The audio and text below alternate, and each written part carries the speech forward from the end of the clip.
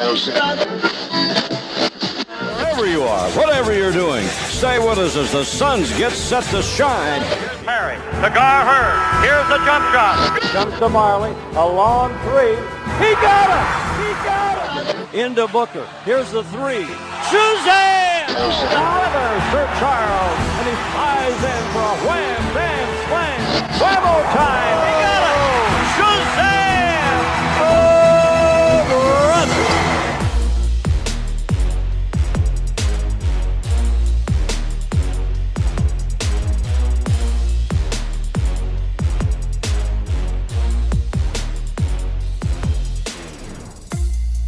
Welcome to the 7 Seconds or Less podcast. This is a podcast about both the NBA generally and the Phoenix Suns specifically. My name is Max McCauley. I am one of your hosts. Your other host, well, his name is David Nash, and he joins me right now. What's going on, David?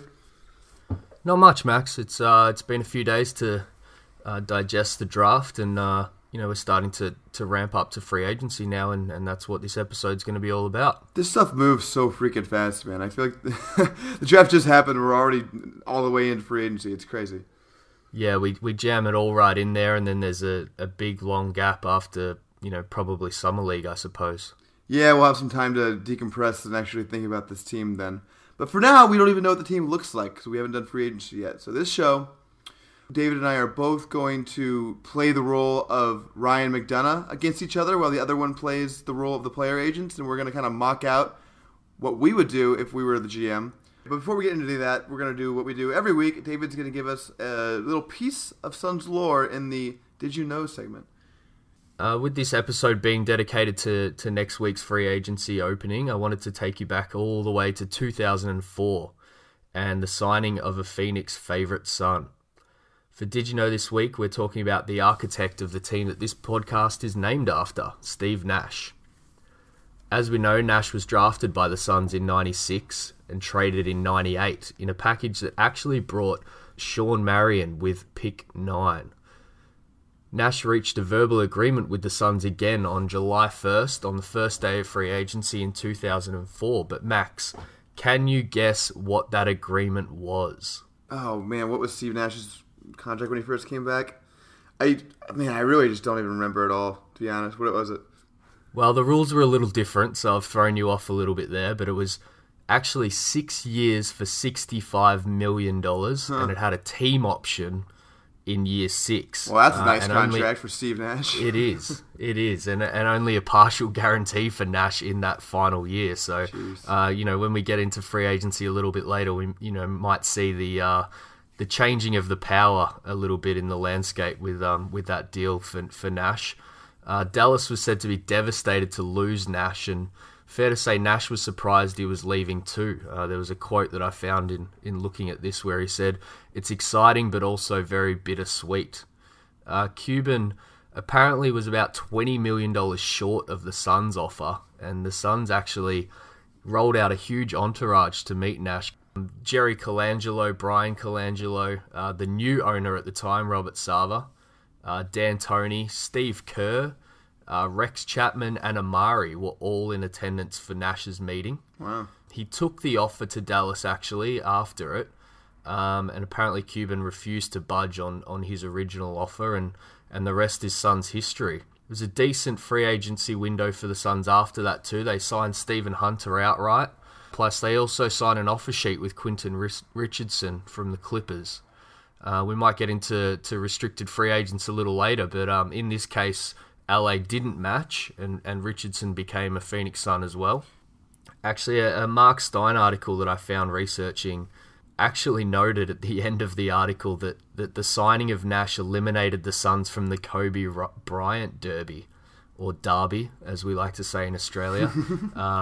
On the Wednesday night, it was reported that Phoenix was prepared to offer Bryant a 6-year deal worth over $100 million, which sounds like chump change these days as well, with some of the figures we're going to get into later. But to round this one out, Max, of course, Nash did sign another deal with the Suns after his original deal and was traded to the Lakers 2 seasons later. The centerpieces of that trade were 2 first-round draft picks. The first which was Nemanja Nedovic, who was drafted by the Suns but traded for a recent failed prospect in 2013. Can you think of who that was, Max? A recent failed prospect in 2013. No, who is it? That was Archie Goodwin. Oh, okay. I think the Suns moved up one spot on draft night to pick Archie, and Nedovic became a Golden State Warrior. But the second pick only became something that we thought about until 2018, and it went on its own little journey. It went to Philly in the Brandon Knight trade, and of course came back to Phoenix in the most recent draft in the form of Mikal Bridges. There's a reason, Max, that I mentioned Sean Marion earlier. In its own weird way, two Steve Nash trades brought in Sean Marion to the Suns with pick 9, and then Mikal Bridges with pick 10 this year.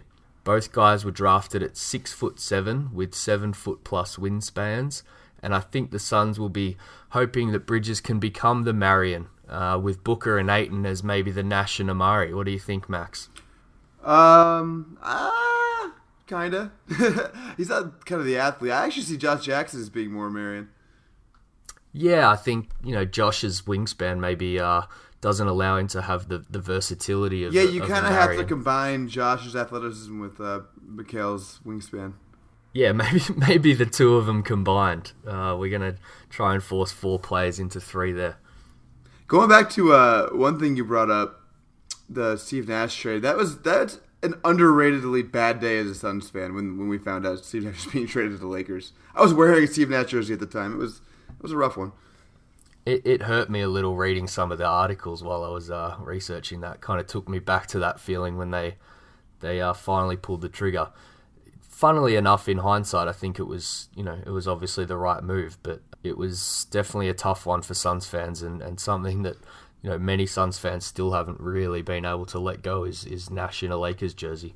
Yeah, it was tough. I think the one thing that kind of saved us is the fact that it went very poorly for them.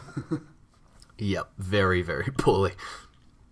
All right, cool. We are now going to go on to the free agency preview. Just to remind you how we're going to approach this is David and I are going to take turns here. I'm going to go first. We're going to act as if we were Ryan McDonough and we were trying to build this roster this summer around what we just did in the draft. Yep. We don't know what we're going to do beforehand because we're kind of doing a negotiation thing where the other one's going to play the player agent, so we didn't want to ruin the surprise. Yeah, and it will get interesting, I'm sure. It will, yeah. I think we're going to get into some battles. And then afterwards, we're going to run a Twitter poll on our 7SOL Pod Twitter account to kind of figure out which one of us you guys think did better. Before we get into it specifically, though, David, do you want to give it kind of an outline of where the Suns are right now, roster-wise, salary-wise, so we can have a kind of a background? Basically with what we expect with Peyton and Len both coming off the books and their cap holds coming off the books, the Suns sit, somewhere around the $14 million range in space and in money that they can spend when July 1 opens. You can kind of muck around and remove Source's, or Alan Williams, I should say, contract, and which is non-guaranteed, and then depending on how far you want to go with Tyler Ulis, Devon Reed, and Shaquille Harrison, you can remove all of those guys and free up a number of roster spots and get to about $17.5 million in space. So the money's important there at 17.5, but also the roster spots. They're sitting at 18 roster spots being taken right now, with, if you count Len and Peyton, it goes down to 16. They're sitting at 16, guaranteed and non-guaranteed contracts, which you can carry. You can carry 20 in the summer. But in terms of signing free agents and the final figure, you kind of need to get to 15 contracts at some point. So, yeah, some of those non-guaranteed guys, whilst they're kind of small money, it might be that their roster spot is more important than their actual, money figure. Yeah, and just to put the money figure in perspective, the total one, the cap space is being, on the high end, kind of in the 17, 18 range. Mm-hmm. That puts the Suns sort of in the upper middle class of teams in terms of how much they can spend, I would say. There are teams that can spend a lot more than that, but they're definitely higher than the majority of the league. Yeah, we won't go into the real depths of it, but the Atlantas and Chicagos of the world, it's a little easier for them to get to kind of 20 mil and then those kind of max figures for one player. But, the Suns kind of sit right behind that lead pack in terms of, free room in their cap and therefore, where they sit in terms of chasing some of these bigger guys, which we might get into. Yeah, and the Suns, they could make more room if they found a big guy who was interested in them. They could do things like stretch Tyson Chandler or stretch Jared Dudley, and they can create a little more room that way. A little preview, I think that would be irresponsible, but they could do that. Yeah, they can get to about the max contract for the guys with 7 to 9 years experience, I believe. But quite easily get to the max for guys like Gordon and Capella, which is around 27 million at their contracts start at for next year. Okay, all right. Should I start? Should I be Ryan McDonough? I'm ready to be the other 29 teams. Let's do it. And all the players. You got a lot of responsibility. And all the players and their agents. So this will keep me on my toes and hopefully is interesting listening for people. Okay, so first thing I'm doing, I'm calling up everybody on the team right now who is not Shaq or Davon Reed, and I'm saying goodbye. Okay, so Tyler Ulis, Len, and Peyton are all sad right now. Is there anyone else I'm missing? Yes. So sadly, I'm gonna have to make this phone call right now. I'm dialing you up. All right, you're Alan Williams' agent. Okay. We want you on this team next year, but we don't want to pay you $5 million, $5.5 million, whatever it is. Mm-hmm. We're gonna cut you, but okay. Once July is over, everything settles down. We're very interested in bringing you back for, if we have leftover space, maybe for more than the minimum, but at least for the minimum. Okay, no worries. I think I understand that, and I guess we're having this phone call on July 1 with my impending guarantee date coming up on July 6 when the moratorium opens. Yeah, and feel free to go talk to other teams. I am kind of skeptical you'll get an offer anywhere else given what happened last year, but good luck to you. Yeah, and I guess we should note that there's obviously the waiver period that teams can pick up my contract that the Suns are waiving, but as you noted there, I think it's probably highly unlikely anyone with Williams's last season and injury history that anyone's going to take up that close to $6 million for next year. Yeah, no, we'll get into it. The center market isn't possible, so I don't think getting $5 million. Okay, so I'm sitting. I have like 17.5-ish space right now. Yeah. So you said you were going to keep Reed and Shaq. Yeah, I'm keeping Reed and Shaq. Yeah, so you may be more in the $16 million range, I believe. Okay, that's fine. All right. So first call I'm going to make. I want to call Jerry West. I'm calling the Clippers. Okay. Jerry, I know you guys just traded away Austin Rivers for a center, so your guards aren't as much of a logjam as they were, but what's it going to take to get Patrick Beverley from you? Ooh, that's an interesting one. I think if I'm the Clippers, we're in a little bit of a transition period here. A few things could happen during free agency, but, P-Bev, still a pretty valued member of the team, great contract. It's probably going to cost you a first, Max. You see, I just kind of got killed in the media for trading the 2021 Miami first for Mikal. There's no way I can get away with a couple seconds?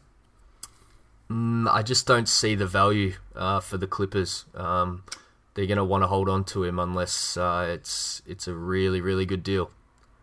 Yeah, okay, fair enough. I mean, you probably like him for the same reasons I like him. He'd be exactly. The perfect Booker compliment. That the 3-point shooting plus the defense, the energy he brings, the night-to-night consistentness. I mean, that's kind of what you want out of a guy next to Booker.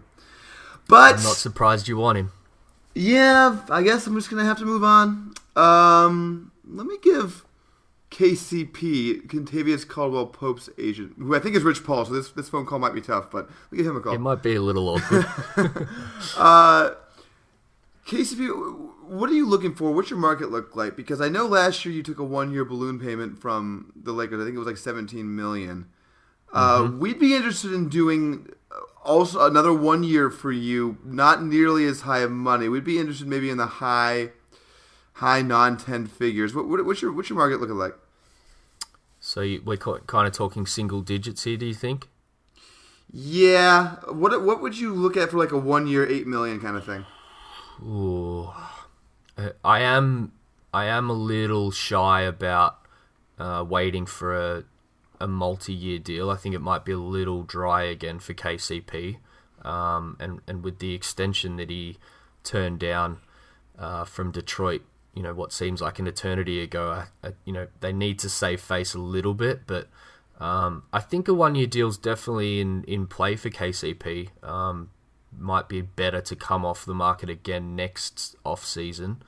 I'd probably bounce around a little bit and kind of gauge things with other teams. I'm not sure whether I'm quite ready to sign, but certainly would be interested at a 1-year deal around that mark. Okay. All right. I'm going to keep that in mind. Looking at my guys here, I like Fred VanVleet. He's the only guy I'd really be willing to commit long-term money to now because it's difficult for me to figure out which of these point guards might make sense long-term with this team because I don't know what this team is yet. We just drafted a bunch of young guys. Mm-hmm. So I'd rather go for 1 year. What about Seth Curry? Can I give Seth Curry Nation a call? Interesting. Sure. Seth, you had a kind of a lost year last year. You didn't play very much. You were hurt all year. I don't know. Seth didn't play at all, did he? Not that I can think of. Yeah, I don't think he played at all. But the year before had a really nice year. Was a fun kind of like combo-ish guard. Yeah. Shot really well from three. Wasn't the worst defender in the world. Listen, I don't know if there's going to be a lot has of a little interest history with the Suns too. Yeah, we had him for a little while and stupidly cut him because we're stupid. Yep. But what made it good to you, Seth? We want to rescue you out of your forgottenness and sign you to a 1-year deal, maybe a second year non-guaranteed, maybe something around $6 million a year. What do you think? Okay, can I get any guaranteed money in that second year? No, but we'll bump it up to 7 for year 1. How about that? And non-guaranteed second year. Yeah, I would. I'd probably be interested in taking that. Kind of rehab my value a little bit and maybe become a free agent again next year. Obviously, the Suns will have the option to pick up my contract again, but if it's at kind of 7 mil or above again, it's not a bad deal for Seth. So, yeah, I would take that. I'd take that right now if the Suns were interested. All right, let's do it. Let's sign the line. Seth Curry, welcome. Done. There we go. I'm a Phoenix Sun. You were the first addition in my mock. Okay. I like Seth so much because he's not the best defender in the world, but he's okay. He competes, and he's an excellent shooter. Obviously, not like his brother, but good. And I value shooting with this team particularly really, really highly because we don't know if Josh can shoot, and I want to spread the floor for Booker and DeAndre Ayton.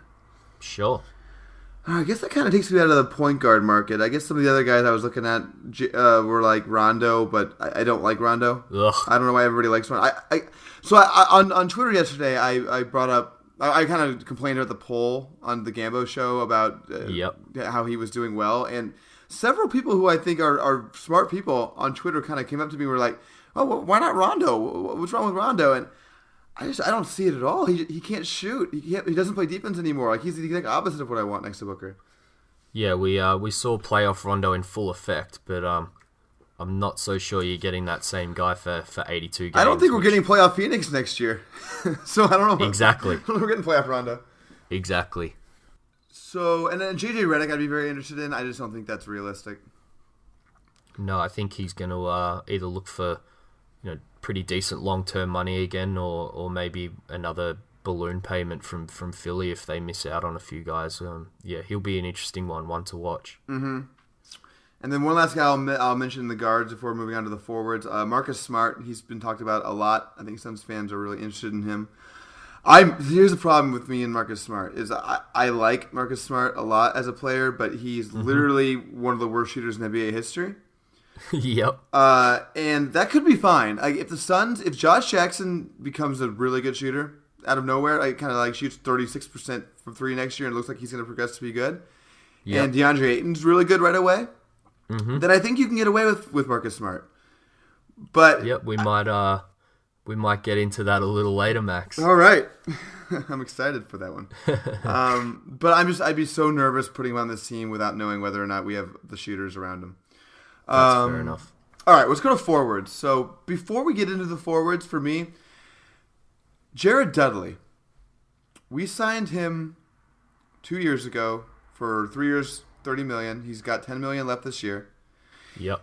He hasn't contributed very much for us so far, and I think the big reason why that is because the same summer we signed him, we also drafted two young players, developmental players at his position, Bender and Chris. Mm-hmm. And we definitely made the conscious decision last year that we were going to let those guys play and see what we had in them, and kind of told Jared Dudley to take the year off to an extent. I think is kind of what happened. Yeah, and he enjoyed himself, let's say. He did. He was not in shape.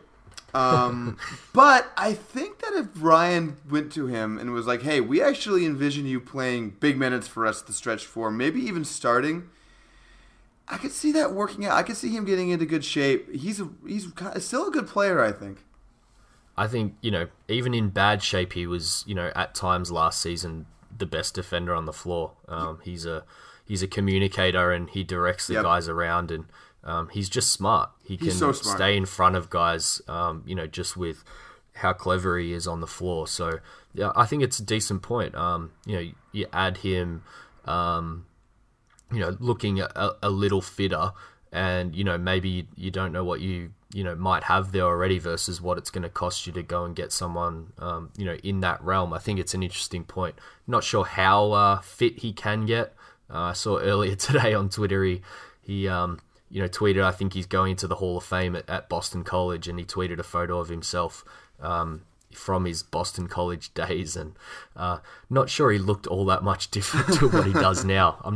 I'd be surprised. It'd be an interesting question of, what season in his NBA career was Dudley at peak fitness.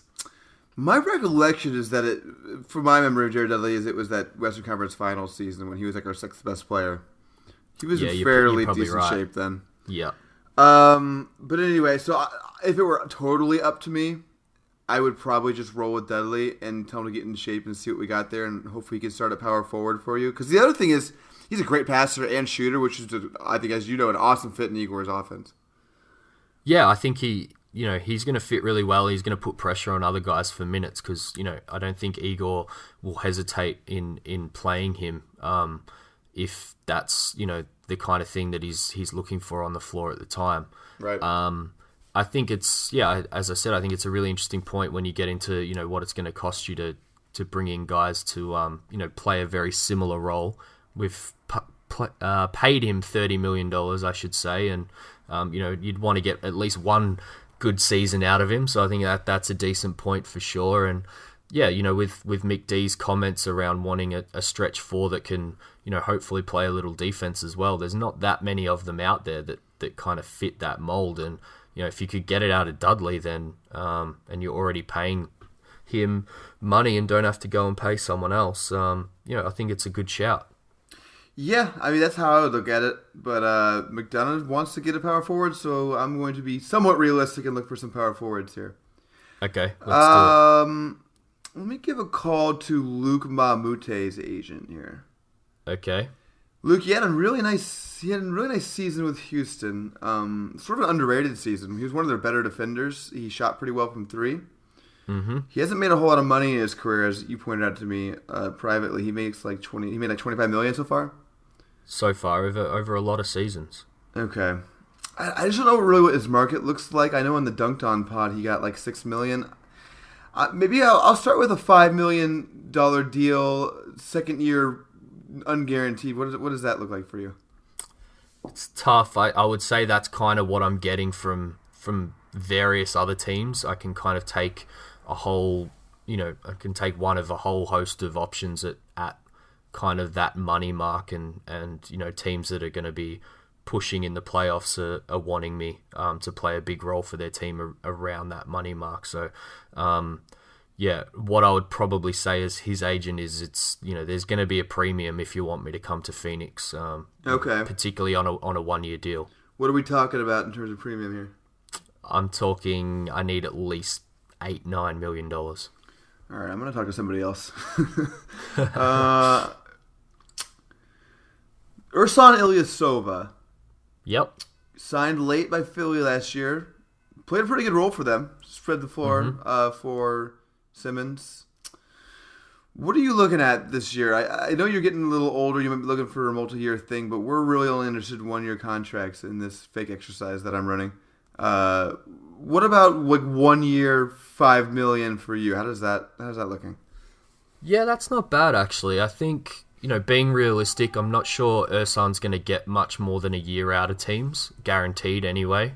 And I think a lot of the contending teams that he might want to go to are probably only looking at, vet minimum type deals for Ersan. They become knocking a little later after they've missed out on maybe a couple of guys or just to fill out their roster. So, I think it's a little more realistic to get a guy like Ersan for $5 million with the kind of cap space that's going to be floating around, and just another 1-year deal where maybe he can ring chase or sign with someone next season after making a little bit more money. So I would, whether it's rightly or wrongly, I would place him a tier under Luke, and I'd be willing to sign that for sure. Okay, I'm going to keep that in mind. I'm actually looking at your basketball reference page right now, Ersan. Okay. Pretty consistent shooting, around like 36% from three. Actually, crazily consistent, 36% three-point shoot. That's weird. Okay. All right, well, let's keep that in mind. I like that deal, but I'm not going to jump on it quite yet. Anthony Tolliver. Yeah. We didn't have the best meeting last time we were together. No, another ex-Phoenix Sun. But you were weirdly good from three last year. What kind of contract are you looking at? Would you be interested in the Ersan kind of deal of a 1 year, $5 million? Yeah, I'm gonna say very similar range for Tolliver. Kind of twilight of his career. If he can get if he can eke a little more money out, around that $5 million range for a year, he'd probably take it versus any other offer is going to be around the vet minimum, I would say, on maybe a contender. Okay. All right. So I kind of, I'm gonna talk about some of the interesting wings that I like. Small shooting guard wingish guy to kind of figure out how I can fit this together. So one guy is Joe Harris. Yep. The Nets last year. Shot well from three. Good energy guy, brings it every game. I don't know what kind of contract you're looking at, Joe. I don't know if the Nets are trying to bring you back or what, but we'd be interested in a 1 year deal with you as well. Maybe something in the, $6 million-ish range. It's interesting. I reckon I can get a little bit more guaranteed money as Joe, whether it's with Brooklyn or somebody else. I think this stage in my career, I'm probably looking not to bounce around again. I'm probably looking more at wanting a 3 or 4 year deal from someone. Oh, jeez, you had a 63% true shooting last year. I'm insulting you right now, Joe Harris. I'm good, Max. I'm real good. There's gonna be teams that want me for consecutive years, I think. Okay, I'm gonna pass. I'm gonna pass then. I'm sorry for offending you. No worries. I'm gonna go a little cheaper, Mr. Hazonia, Mario Hazonia. Yep. What are you looking for? So you've kind of had a difficult career so far. You need to change the scenery. It seems like Orlando's kind of a sad place for a lot of players. Yeah, I'm probably looking to rehab things a little bit, I think, to answer your question. Minutes are probably, a higher priority than money in years. I'm probably looking for an opportunity to show teams, that I can play and build on the back half of last year with Orlando. So, if someone's offering me a decent role to show, what I've got, I'd probably be open to a shorter term deal, I would say. Well, don't spread this word around, but General Manager Max McDonough is shopping TJ Warren very quietly right now. So there might be a big role for you if I can get that completed. I'm shocked. Absolutely shocked. I know, it's weird, right? You'd think I'd want to hold on to him forever. What would you do with like a $4 million offer, Mario? I'm definitely open to it. I think there'd be some other teams maybe willing to offer something similar. But again, if you were kind of giving me at least 20 minutes a night off the bench to do my thing, I'd probably take that and try and build on it on a year contract and get myself something larger next off season. We can probably get you in for some backup shooting guard minutes too, I would think. Yeah, okay. And if you play well, hey, the Suns aren't very good. Our good players are going to play. If you're good, you will play over people. Yep. Okay, so I have Steph Curry for 7, so that brings me down to about 9-ish. Yes. Okay, so if I bring in Ersan for 5, could I bring in Hazonia for 4, and that be my team here? Can I get you guys to agree? I'll go to Ersan first. You're good for 5, right? I'm good for 5 with Ersan for sure.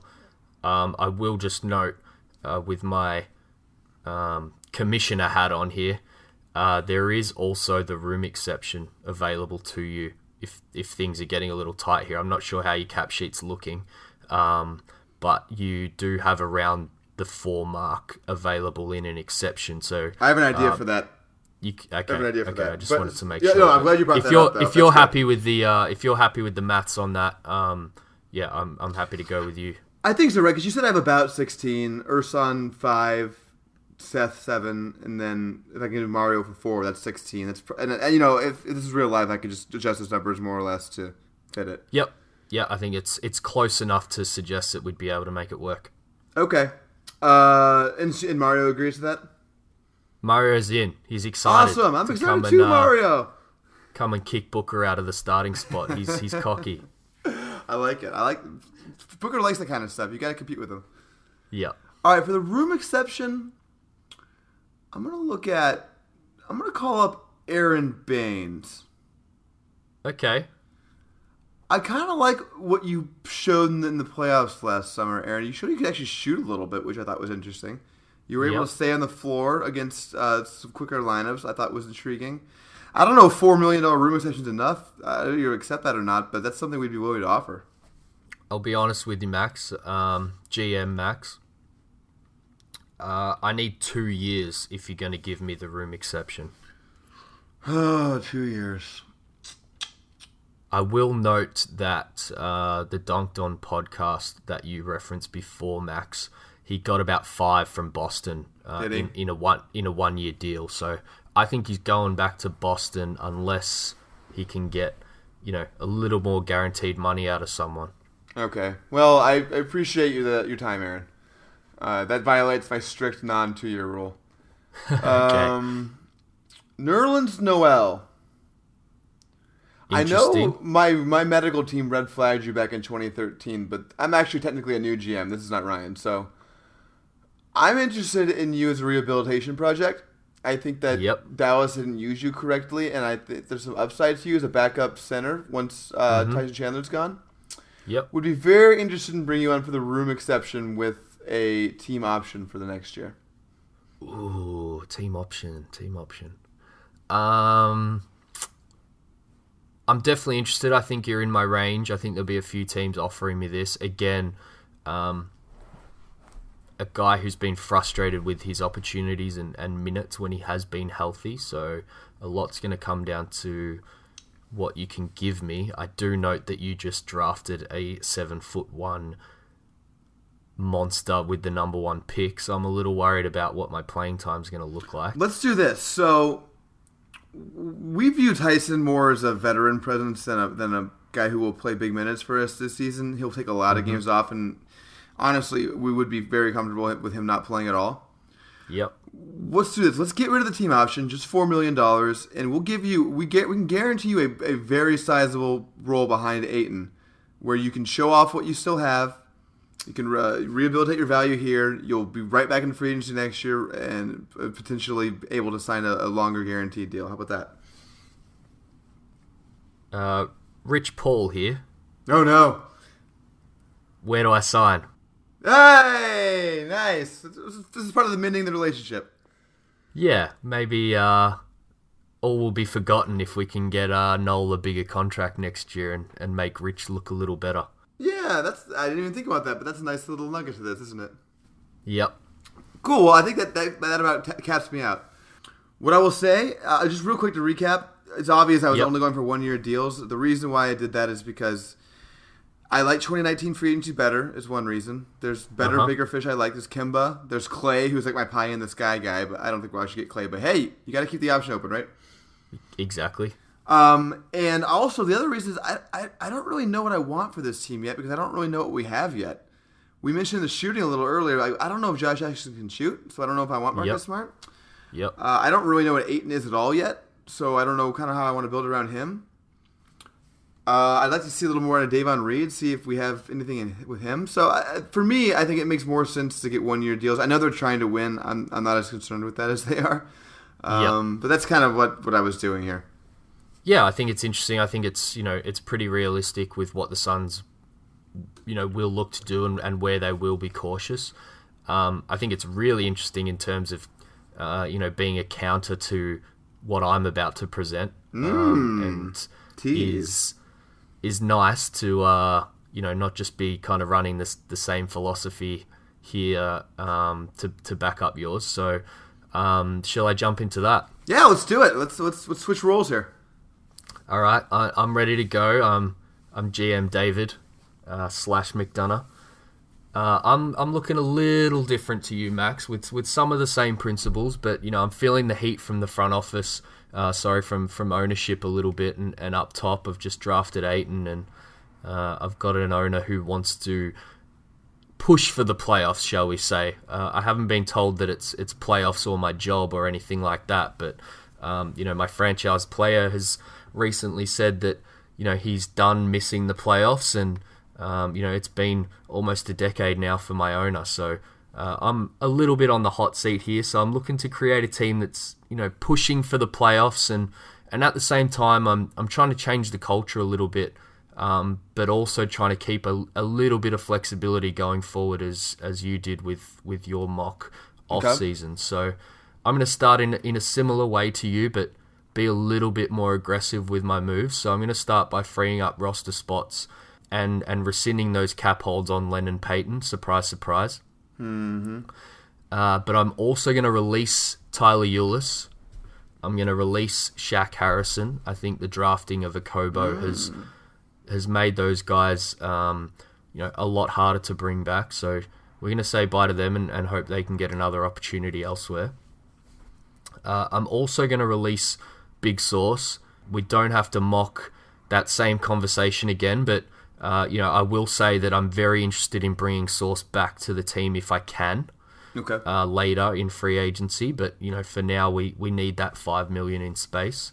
And I'm gonna call Davon Reed as well and his agent, and I'm gonna say, look, the 29th is your full guarantee date. I'm gonna ask you if we can push that back to July 15.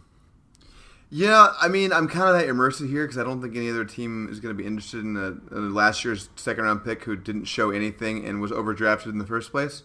Yep. So, yeah, I mean, I'm going to agree to that. Okay.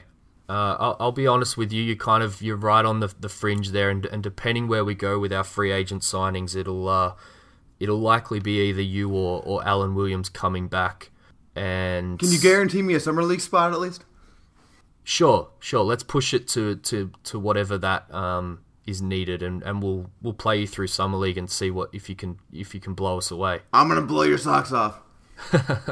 All right, let's go with that. So that takes us down to if we remove Reed or factor in that he may be gone, that takes us down to 12 roster spots, I believe. So essentially 3 spots open.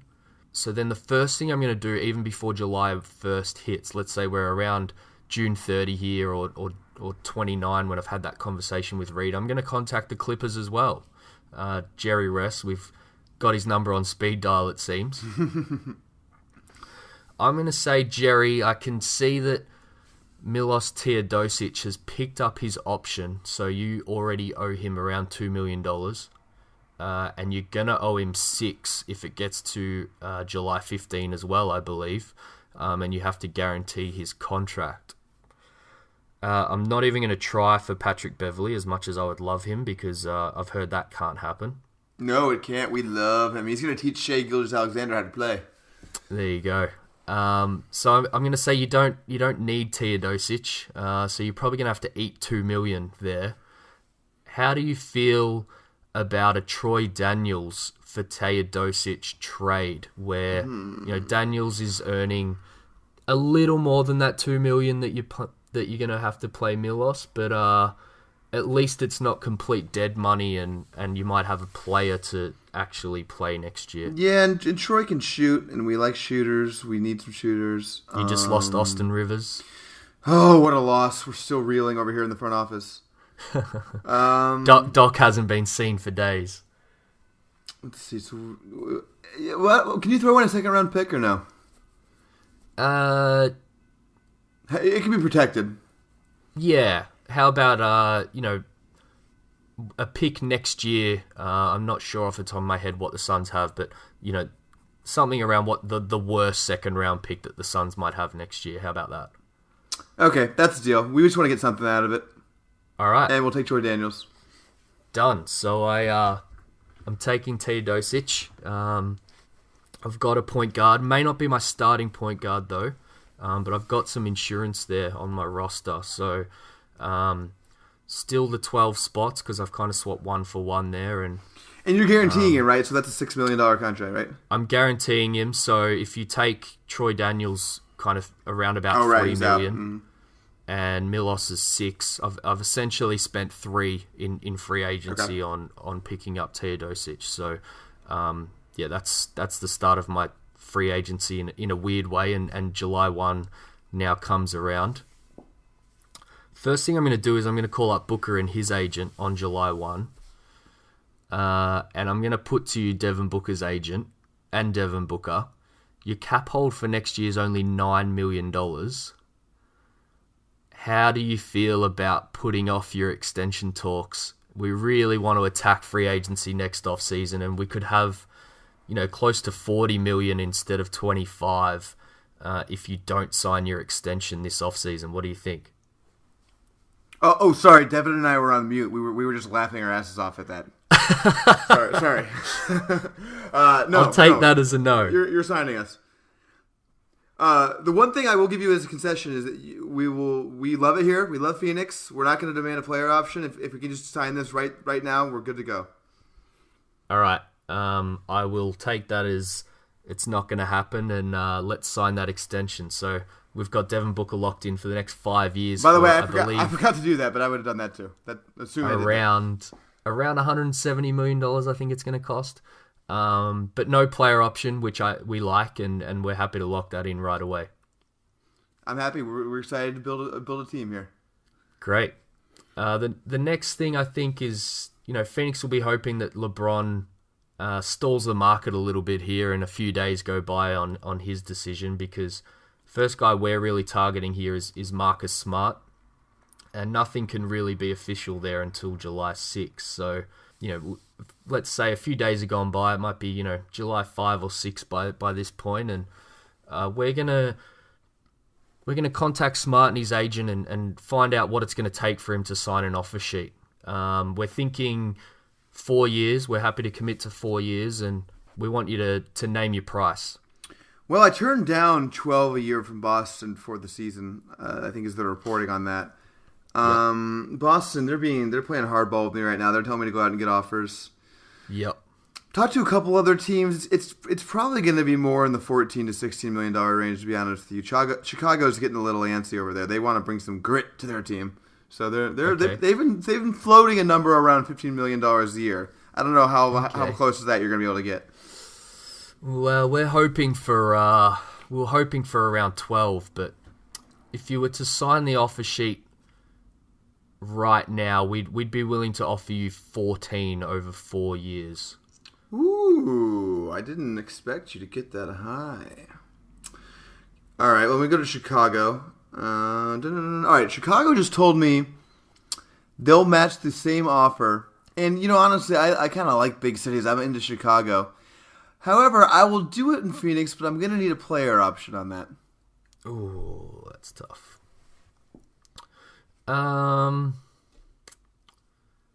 Ooh, that's very tough, but you are our big target for this and kind of what everything's built around. So we don't love it. We could go for, go talk to maybe Dante Exum or Fred VanVleet and, maybe get an even cheaper option. But, to be honest, we're really looking to push here, and we don't want to give Igor a project type point guard or someone that we're not as confident is going to be able to come in and do what Marcus is going to do.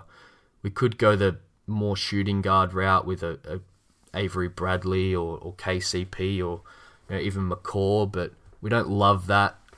Even though we brought Milos in, we're kind of hoping he can be a second unit guy and have a fun second unit. We really want someone to come in and play next to Booker and play some defense. So I'm reluctantly going to say if that's what it's going to take, we would do it. Let's do it. So it's 4 years, 14 per year, and the last year being a player option. Wow. I'm happy. It's not exactly what we wanted from a long-term standpoint, but I guess just to take an aside here, Max, you can see I've been pretty aggressive, and Phoenix, I think, are really going to make a move like this. So, and it may take some budging to make it get over the line, and particularly so Boston don't match. So, can we safely say that Boston aren't going to match that? No, I don't think Boston matches anything like that. I think they'd match maybe 12 at the high end. Okay. Yep. I don't really know for sure, but that's just kind of my take on the situation. In real life, I do think my prediction. I think Chicago's gonna go hard after him. Just for some reason, I have that feeling. Yeah, I think they're going to be one of the main competitors there. Maybe even Dallas. We'll see. They seem more interested in a big man. Yeah, I think so. Now that I think this is realistic. I can see this deal happening. Yeah, and I think there might be some listeners kind of sitting back, shaking their head, and I'm going to be a little bit apprehensive if this is a move that the Suns do actually make. But I think Smart, shooting aside, is a really great fit next to Devin Booker, someone that can, isn't going to demand the ball consistently on offense, and he's just going to come in and really change the defensive side of things right away, and kind of, brings a little bit of versatility with the team as well. So as I fill out this roster, you'll see that, we're just going to throw, a really deep roster at Igor and kind of say, go to work and give us our, best chances to win games going forward, and just give him a heap of tools to play with. So, I really like Smart as the starting point guard, but I also love him, playing in small ball lineups. Can even, guard power forward sometimes, which can alleviate some of the shooting if you can get some other, shooters on the court with him. And, I'm happy at that figure for him to come in this market and really change this team from next season going. Yeah, on. I mean, just imagining a closing lineup at the end of a game where you have Marcus Smart, Devin Booker, Josh Jackson, Mikal Bridges, and DeAndre Ayton on the floor.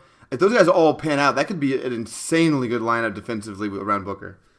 This next move I'm going to make is going to be a little controversial, I think, for you, Max. And essentially, at the same time, I'm going to contact Luke Mbah-a-Moute, Okay.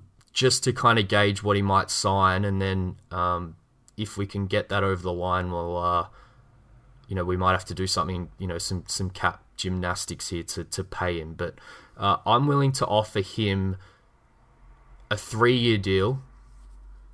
Only the first year is guaranteed, so 2 non-guaranteed years after that, kind of like the deal that Alan Williams got last year, actually, but a little bit more money. So I'm willing to offer him, let's say, $8 million in this first year, and maybe $1 or $2 million guaranteed next year if we were to let him go. What do you think? I don't think I'm getting that money anywhere else. I've made a lot of money in my career, as we mentioned earlier. Yep. I'm not sure how you're going to fit me. I imagine you're about to tell me. But, yeah, I would sign that. We can make it happen. If you're going to agree, we can make it happen. All right, make it happen. I agree. All right, so we're very excited. That means we've got 2 real plus defenders in our starting unit now. Luke can shoot it a little bit too, and he's going to play the power forward for us.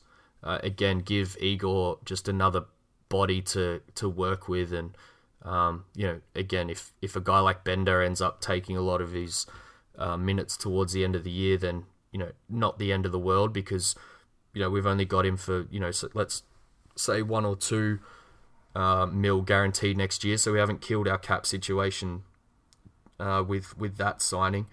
A little high, but I think we touched on with yours, and I'll touch on it again. I think this is the kind of money that Phoenix is going to have to pay a premium on to bring guys like Luke in because he'll maybe have 1 year offers from some contenders around the 5 mil mark. So you are going to have to make it, interesting for him to come. So what we're going to do that, Max, is we can essentially stretch one of Chandler or Dudley to make this happen. For hypothetical sake, I'm going to go with Chandler. It makes us a little bit more money, but I think we can probably make it work with either of them. But we're going to stretch Chandler, which means his 13 and a bit mil this year becomes more like 4, and we make ourselves about $9 million to play with. But unfortunately, that then means that there's 4 and 4 on the cap for the next 2 years. But again, wouldn't love this deal if it actually happened. However, I think Phoenix is going to be really aggressive this free agency, and it might be the kind of thing that they need to do if they can't make a trade, of say a TJ Warren, or they don't decide to trade one of Chris or Bender or something like that. So as you can probably see here, I'm really trying to create a really deep roster. I'm not trading away any of the young guys yet. I'm really going to make them earn their minutes. And yeah, that gets us, I think, probably close to 26.5 mil in space overall if we do that. So with Smart at 14 and Luke at 8, we're at about 22. Milos's extra 3, we're at about 25, and we've essentially used our room there. As I said, there's about 1.5 free there, so I think it would be possible to stretch Dudley instead of Chandler here and make it all work as well if that's your preference. But that's what we're going to go with. We're not going to go with Ariza because I think he'll probably take a little bit more money, and I don't love him at the power forward over Luke. So Ariza's also not taking any of those non-guaranteed years. That's not going to happen. Exactly. He's also overrated, by the way, but go on. My plan B there would probably be Bielitsa, but he's also a restricted free agent who you could probably get for a little bit cheaper, to be honest, but I like Luke a hell of a lot more. My plan C would be a guy that you signed in, Ilyasova, who you could probably do without, as you did, do the stretching and things, but I just love what Luke brings to this team. I think with him and Smart coming in, we really changed the culture of the team straight away and impress Booker that we're willing to make some moves. I guess just to move along, it probably leaves me with, vet minimums and that same room exception to fill out the roster. I believe I've got 2 spaces to do so. So I'm going to bring Source back to take the third big role that Chandler, exiting the team opens up. Mm-hmm. Chris is going to play a lot of my backup 5 minutes to Ayton, but I've got Source there if he's fit and healthy to put pressure on him and use his 6 fouls in certain games and throw him out there. Then I'm going to hope with the room exception, I think something we saw in the Dunked On pod, towards the end of free agency, there's going to be guys that missed out on, the longer term deal that they wanted and, maybe like you did with Noel, are willing to take a short term deal at decent money, but get themselves back on the market. So, with the room exception, you might be hopeful of getting someone like Doug McDermott or Wayne Ellington maybe.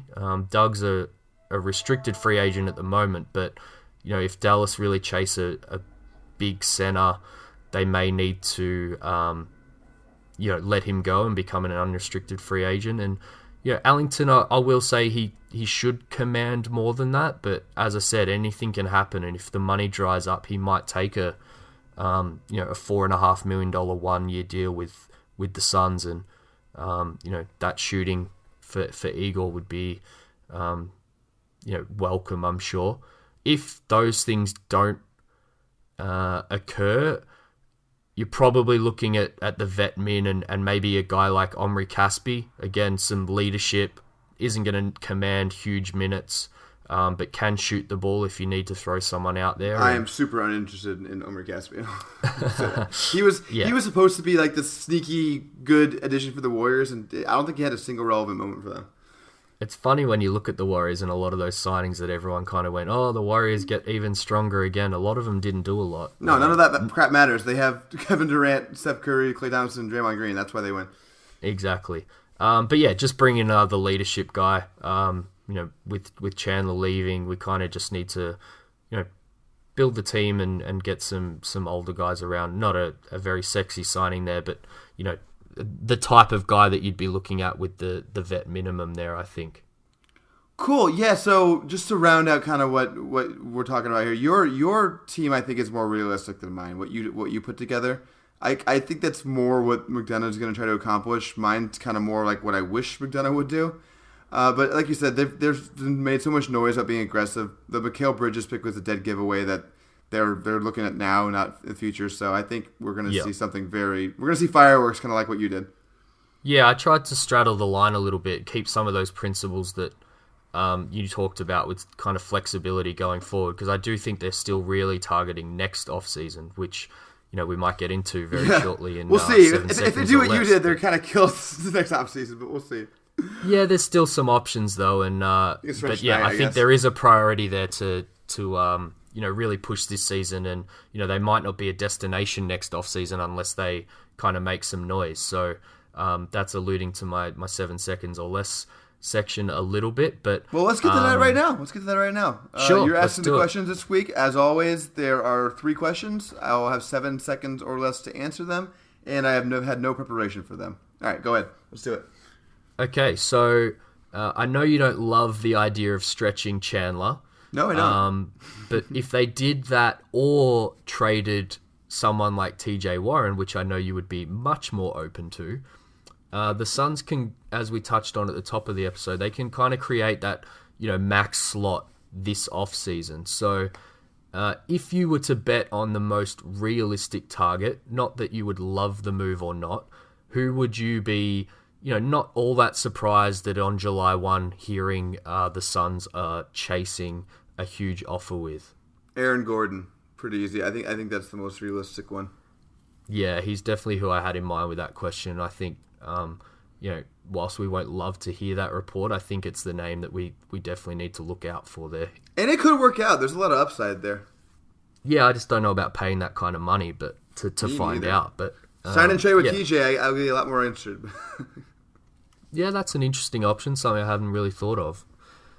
So I get question 2, whether it's with Gordon or someone else and everything going absolutely right this season, what would you place the ceiling on wins for next season for the Suns? The absolute do they ceiling? Just have an absolute perfect off-season, make killer signings, and everything goes right with the young guys improving and things?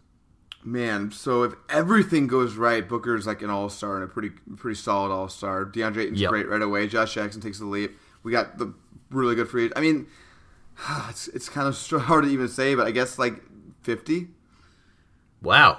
I mean, if every single thing goes right and Booker becomes like a borderline superstar, I guess it's possible. I guess. We're talking about absolute ceiling here. Let me be very, very clear. I do not think the Suns are going to win 50 games.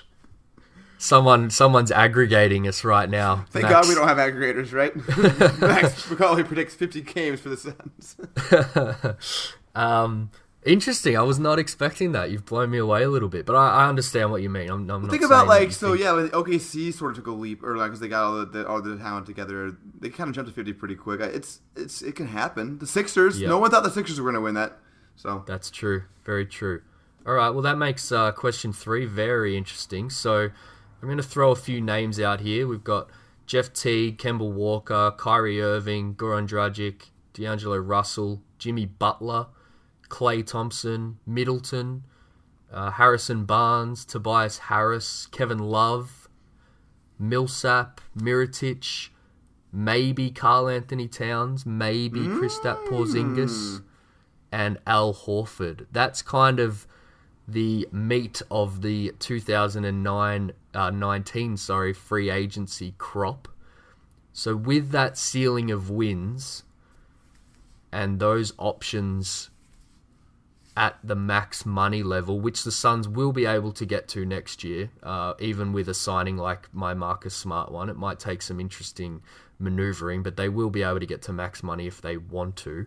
And even with Devin Booker, unfortunately, signing his extension this offseason. If you had to pick one name right now for 12 months' time that the Suns are really targeting as their dream target, who is it? I think that the Suns are going to spend a decent amount of time this offseason or this season seeing whether Booker can play point guard or not. And if they think he can play point guard, it's going to be Klay Thompson, I think. Wow. That's a crazy backcourt. Oh, man. With Klay's defense and his size and his shooting, and then you put that next to Booker, if Booker can show he can be a primary playmaker, ooh. Yeah, I like that. And then also Klay, Josh, Mikal wing combination. Ooh, I like that. Yeah, very interesting. The power forwards obviously stand out for me, and Jimmy Butler's a guy I'm intrigued by. Obviously, if Josh and Mikal do what they're supposed to, then you probably don't need to chase a guy like Jimmy. But if the Suns were looking to really make a move, I wouldn't be surprised because I'm not sure whether he's staying in Minnesota. Yeah, me neither. I think that's an interesting target, although he seems like the kind of guy who would try to go pair up with superstars, right? Although, who knows, maybe Booker's a superstar by then. Yeah, we may have the superstars to pair up with by then, but that's it for 7 seconds or less this week. A long one. Yeah, it was, but it was a fun one, I think, and it was hopefully not too long of an episode. But thanks everyone for listening. We appreciate it. As always, please rate, review, and subscribe. It really helps us. Unless you rate us a 1-star for mispronouncing one name, then don't rate us. I'm sure I got one wrong this episode. I'm sure we're gonna do that very often. We do this very early in the morning or late at night. Thanks, David. Appreciate you joining me. Thanks, Max. That was fun. It was. Until next time, guys.